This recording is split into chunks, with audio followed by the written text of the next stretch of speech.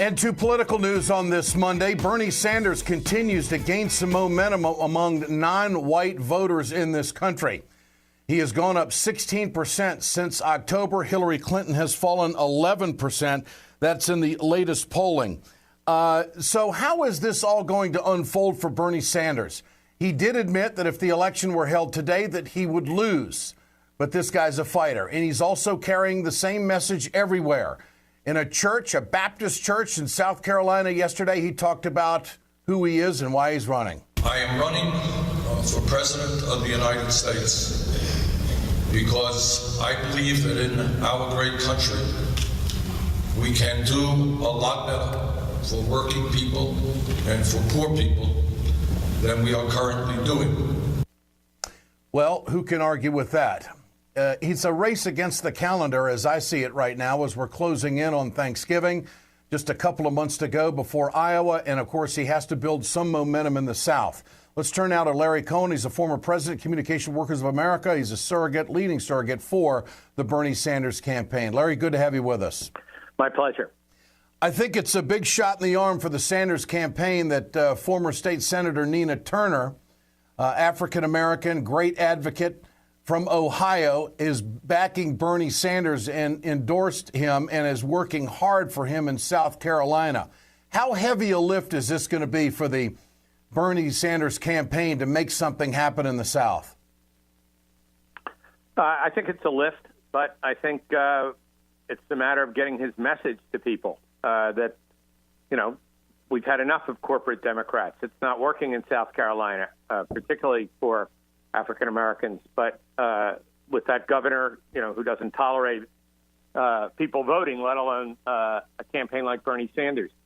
So I think it's a matter of getting the issues out and what he is. It's not just an older white guy from Vermont, but that he's a progressive challenger with a very different message about what corporate America has done for us and to us.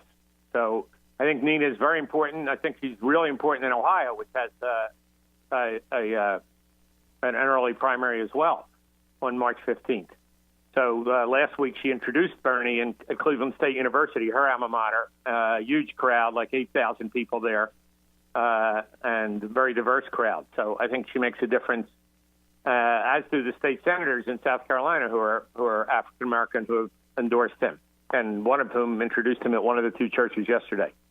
How much ground do you think that the Sanders campaign can gain? What are the expectations in the next 60 days with minority voters in this country? I think huge gains are going to continue to occur, not just among black voters, but also Latino. I think we're picking up ground fast in Nevada, which also matters with, you know, an early primary, an early caucus. So I think the message is absolutely right. And I think we're going to see big surprises in Texas, where last weekend, not this one, but the past weekend, 900 people showed up in Dallas and Houston to volunteer. No Bernie there, no Bernie within 1,000 miles. And these are volunteers, and the crowd was totally diverse. They happened to, both meetings were at CWA local union halls, but it was not a union meeting. It was people who were volunteering from those two cities. So, you know, I'm quite enthusiastic about what can be built here and how we can tie this progressive movement together. What about the last debate, Larry, from scoring debate 1 to debate 2? How much better was it for Bernie Sanders? Well, I think it was a lot better, particularly considering the CBS shift to talk about terrorism at the front end, which is a very emotional issue and doesn't particularly divide people one from another, except for Hillary Clinton's support for the Iraq War, but and that kind of approach, as if that's going to solve things. But, you know, the strength of this campaign is, you know, we need to change America. Mm-hmm. Changing the rest of the world is a daunting task. But let's take control and let's take responsibility for our own country. And so I think he did great in the debate, except for the fact that you had to wait for 45 minutes to get to the issues that really divide them. Yeah, no question about it.